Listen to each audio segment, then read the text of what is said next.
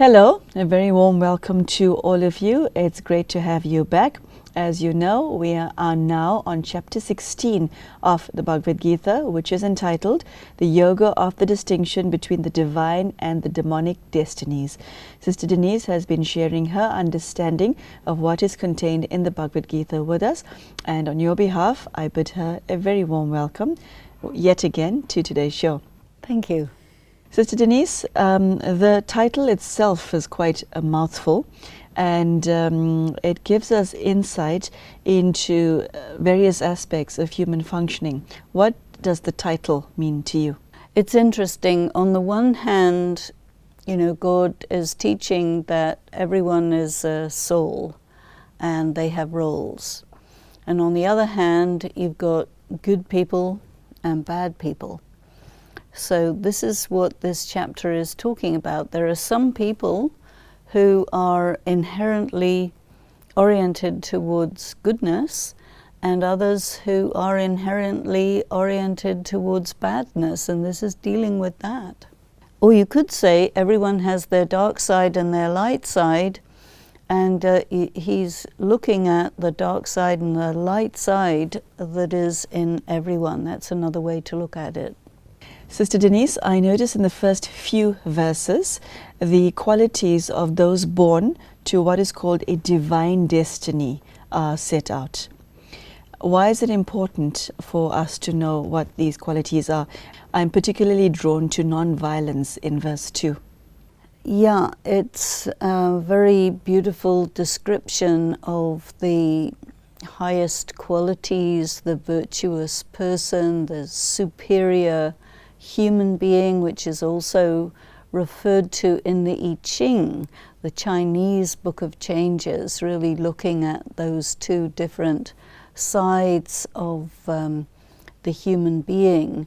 And I think what strikes me also is this idea of some people have a divine destiny, and that you're destined to be great. And that is something that comes up time to time here and there, this idea of being destined to be great or destined to be something. Because, people, whether it's within their religion in a formal way or not, most people do believe in destiny, and they feel that, yes, I must live out my destiny, I must fulfill my destiny, but how do I know what that is? So here in book 16, we have this idea of your qualities and your destiny dovetailing. This, I think, is very interesting. You raised the idea of non-violence, and that is, of course, very, very important. But it's paradoxical, because here you have a warrior who must fight, who's being told to go ahead and kill, and at the same time you have to be non-violent. So it's very paradoxical. I noticed that in verse 4, conversely, those who are born to a demoniacal destiny is set out. And it is, I think, set out so that whoever's reading this can look at this and ask themselves, which category do I fall into? So here you have to really look at yourself. If you aspire to a divine destiny, do you have what it takes? And if you are motivated by all of these negative emotions, negative traits, then you're going to end up with quite a bad destiny. So there is choice, but there also has to be self-observation. That thought of self-observation, I'd like to take it further in verse 5, which reads, the divine destiny leads to liberation. What does that mean in light of what you just said? The aim of the religious life of a person within the context of Hinduism and Buddhism is you aspire to nirvana, you aspire to liberation. And if you cannot come out of the wheel of karma, the wheel of birth and rebirth, then you're stuck down here, as it were. So this is really the thing. Do you want to be free? I think freedom is something that most people aspire to. But then what does that mean? There is another description of freedom which is called Jivan Mukti. So liberation is mukti, liberation from life on earth, but Jivan Mukti is liberation. You're liberated from the bondages of karma, but you're still in the body, you're still on the earth. And then the life of bondage, you're really a slave and you live a life of misery. And who wants that? But if you don't want that, then your behavior has to be really looked at, because you're free to act as you wish, but there are consequences. I do like the note on which verse 5 ends. Do not grieve, Arjuna. You are born to a divine destiny. Again, we see God encouraging Arjuna like he did at the beginning of the Bhagavad Gita, 15 chapters later. So, Sister Denise, God's role in Arjuna's life is to remind him of his true path, which Arjuna himself has forgotten? Well, Arjuna is a very righteous and upright man, but he's confused by his situation. Also, he's worried because he doesn't know what's right and what's wrong. He's caught between the ideas that he was raised in, the ideas of Dharma that were handed down through the ages, what I call the conventional morality, and then God comes along and gives him different information, and so he's unclear. And this is why I think God says to him, do not grieve, do not worry, you're okay. Not only you're okay, you're more than okay. You have a divine destiny. So your destiny is greater than you. And this is the thing, the question, can I do anything about my destiny? If my destiny is really great, do I commend myself into the hands of my destiny? If I have a really bad destiny, can I do anything about that? These are unresolved questions, you know. Yes, Denise, I was surprised at the level of detail as far as the description of both characteristics of the divine and demoniacal characters are given in this chapter. What concerned me is that verse 7 reads, demoniacal men do not understand when to act and when to refrain from action. That, per se, is not, in the 21st century, a sin or illegal or anything of that sort. However, it's written here as a natural law of things. And if one uses this to measure one's own life, I cannot say with 100% certainty that in every part of my life, from the time I was born until now, that I've always known when to act and when not to act. So this standard set here is incredibly high. It is incredibly high, but then there's a spectrum that you want to look at also. You get into situations, especially if you have a person of a high position.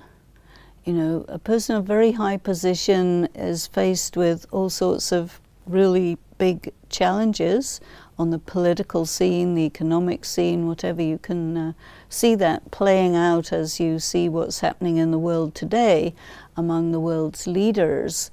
Sometimes you have to understand that to do nothing is the right policy, and sometimes you have to do something, so that if you do nothing when you should do something, you cause immense damage.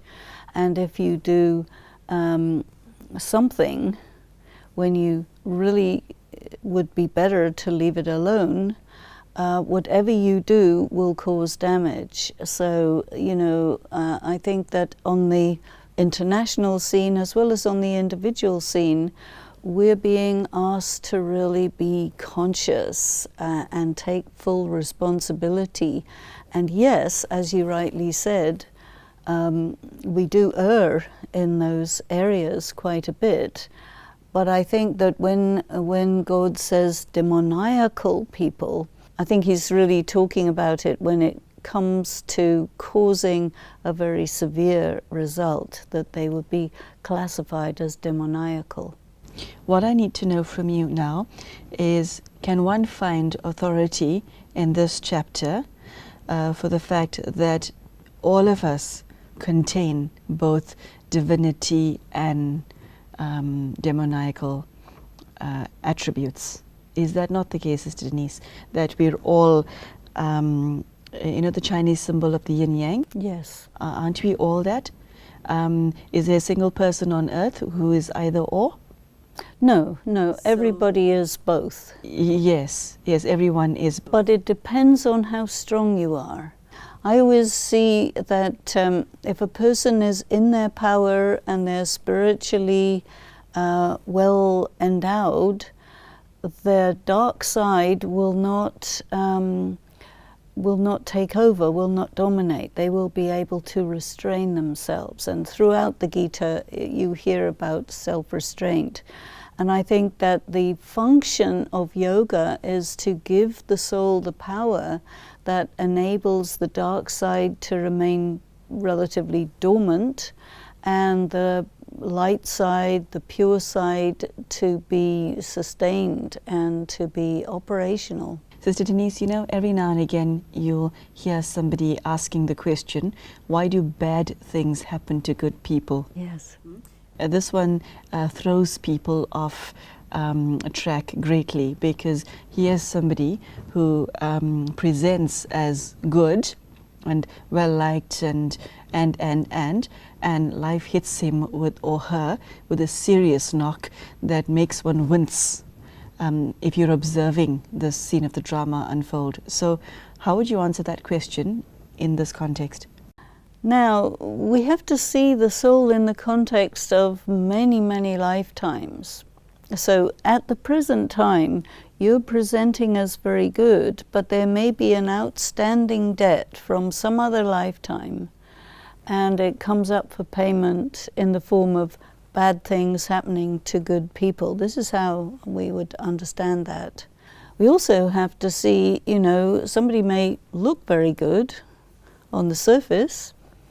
Looking good syndrome is quite well known, but whatever is behind that, you don't know because you haven't seen it. But somebody who presents as good may also have a very active dark side that will cause bad things to happen. I just want to take you back now to what is contained in verse 5 in respect of consequences, now that we're talking about that. The divine destiny, it is said, leads to liberation, that we've covered. The demoniacal, to bondage, it is thought.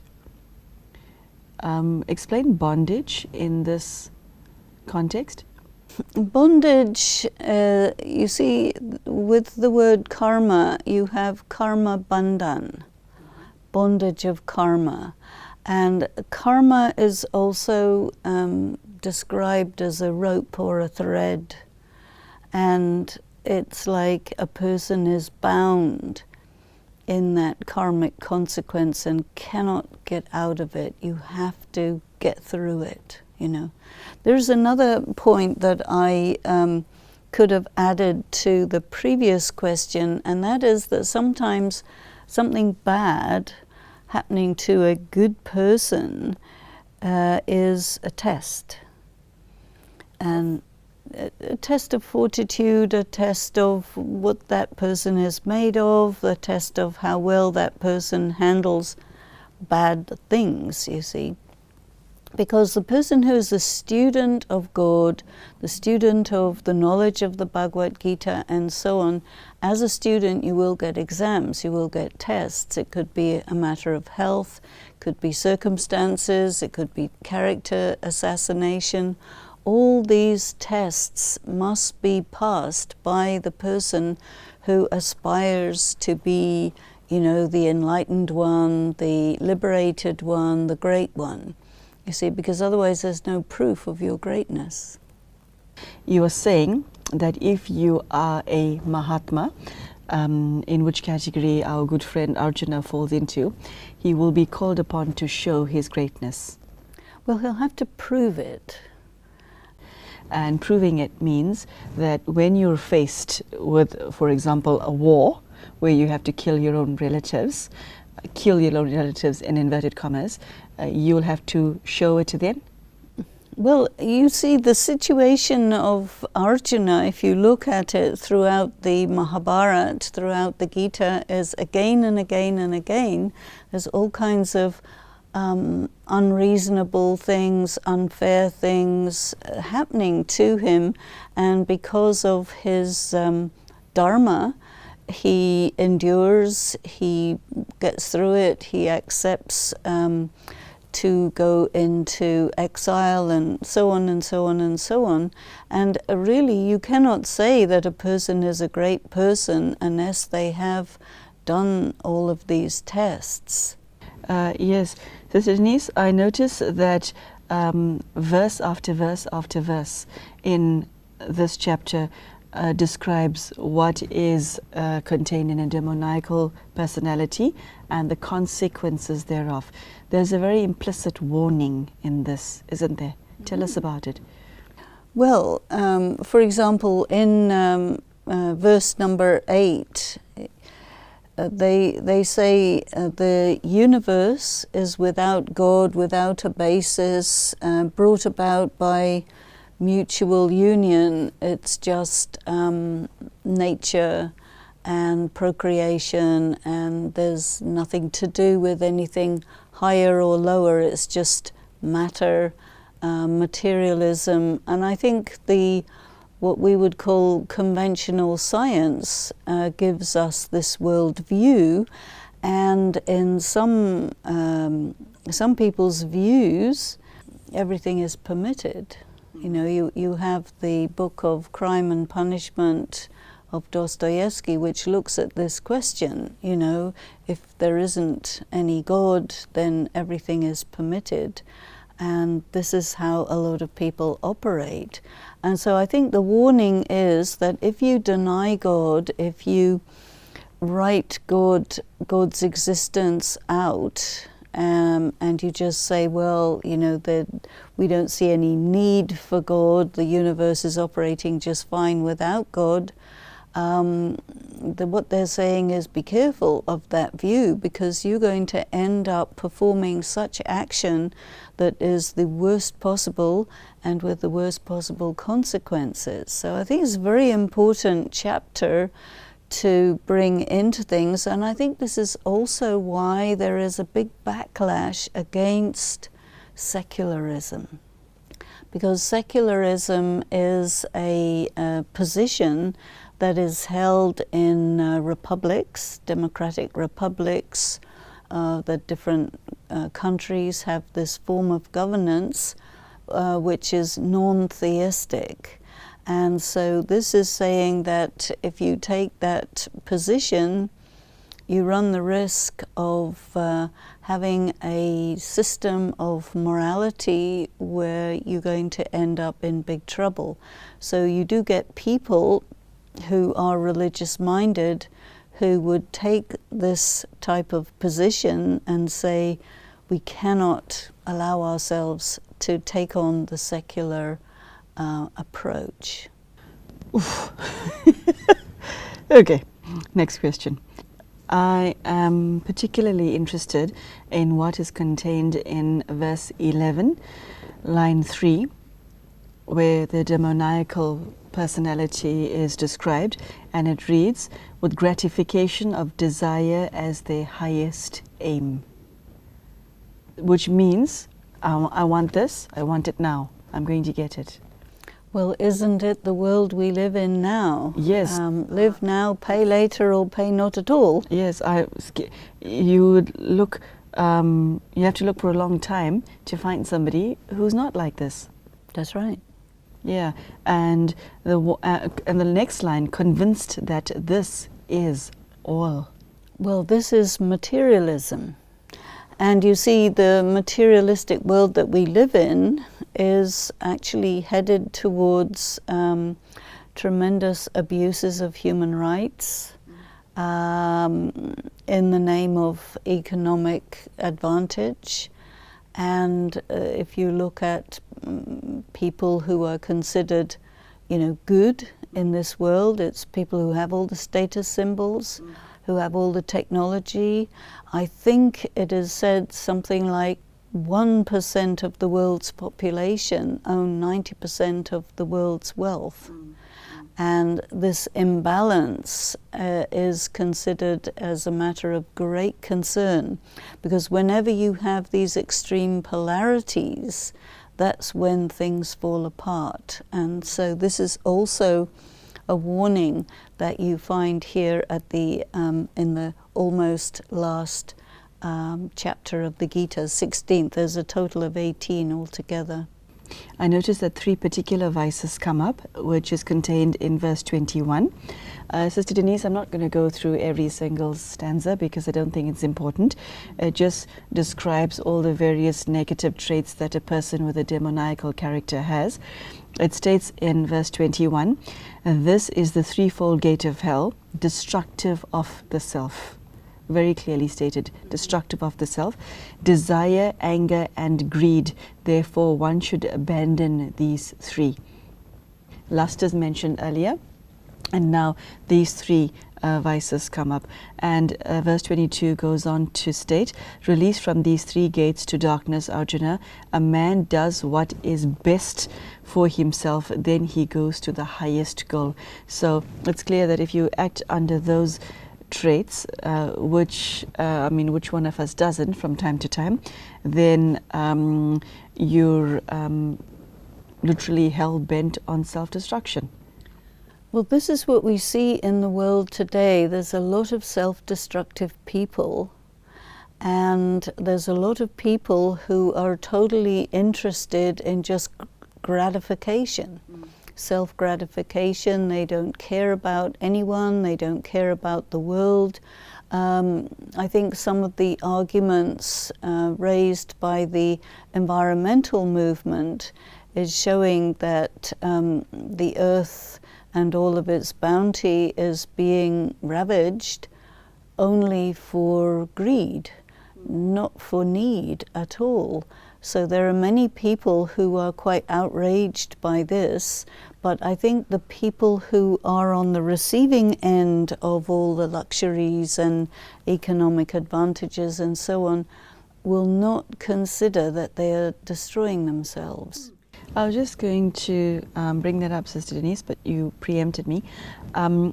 When you see, you're not aware of, or you might be aware that you have these negative traits, and like I said, which one of us hasn't? The only question is, to what degree do I have these negative traits, not whether I have them at all. And we do not see the vice, we see what we obtain as a result of the vice, and the end justifies the means. Well, this is the position that many people take, and this is what we call materialism. And of course it's a total denial of spirituality, of responsibility for the larger picture and so on. But this is the world we live in. It is, according to the Gita, a very demoniacal world. Okay, and yet it's become our normal, hasn't it? The new normal. Yeah. Okay, on that note, Sister Denise, we have to bring today's discussion to an end, but we will continue this conversation further, and we invite you, the viewer, to join us for the next episode of the discussion of chapter 16 of the Bhagavad Gita, where we'll be looking at what God's message is to us. And I would like to leave you with a thought of using chapter 16 of the Bhagavad Gita as a mirror to ask yourself, what is my position? Where am I at? And do I fall into somebody who's creating a demonic destiny for myself or a divine destiny? That is the question. It's not an easy question to answer, but if you're interested in the Bhagavad Gita, it's necessary that you answer what is contained in chapter 16. So I do hope we see you again for a discussion of this very interesting part of this ancient Indian scripture. Sister Denise, thank you so much for joining us. Thank you. And thank you for joining us at home. We hope to see you soon. Take care. Goodbye. Bye.